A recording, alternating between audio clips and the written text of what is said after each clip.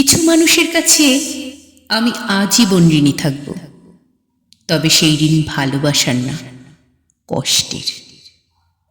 তারা আমাকে যে পরিমাণ দুঃখ দিয়েছে, যে মানসিক ভার আমার ভিতর জমা করেছে, তা কখনোই ফেরত দেওয়ার মতো সামর্থ্য আমার নেই।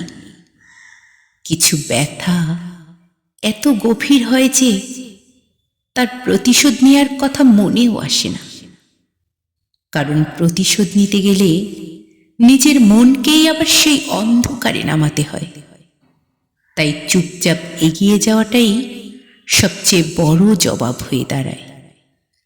এই কষ্টগুলোই আমাকে শক্ত করেছে, মানুষ চিনতে শিখিয়েছে, সীমা টানতে শিখিয়েছে।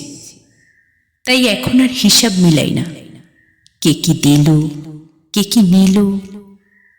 শুধু এটুকু জানি, যে কষ্ট সহ্য করে মানুষ বদলে যায়, সে আর আগের মতো দুর্বল থাকে না।